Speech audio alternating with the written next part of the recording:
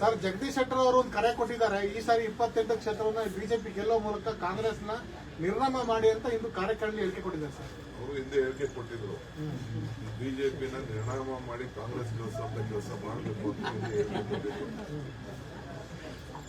Thank you. Sir Jagadish Shettar ಅವರು ಒಂದು ಕರೆ ಕೊಟ್ಟಿದ್ದಾರೆ. ಈ ಸಾರಿ 28 ಕ್ಷೇತ್ರವನ್ನ ಬಿಜೆಪಿ ಗೆಲ್ಲುವ ಮೂಲಕ ಕಾಂಗ್ರೆಸ್ನ ನಿರ್ನಾಮ ಮಾಡಿ ಅಂತ ಇಂದು ಕಾರ್ಯಕ್ರಮದಲ್ಲಿ ಹೇಳಿಕೆ ಕೊಟ್ಟಿದ್ದಾರೆ ಸರ್. ಅವರು ಹಿಂದೆ ಹೇಳಿಕೆ ಕೊಟ್ಟಿದ್ರು, ಬಿಜೆಪಿನ ನಿರ್ನಾಮ ಮಾಡಿ ಕಾಂಗ್ರೆಸ್ ಗೆಲ್ಲಿಸುವಂತ ಕೆಲಸ ಮಾಡಬೇಕು ಅಂತ ಹಿಂದೆ ಹೇಳಿಕೆ ಕೊಟ್ಟಿದ್ರು. Thank you.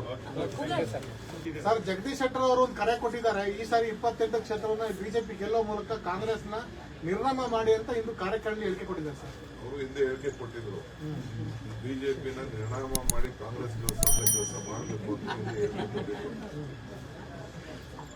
Thank you.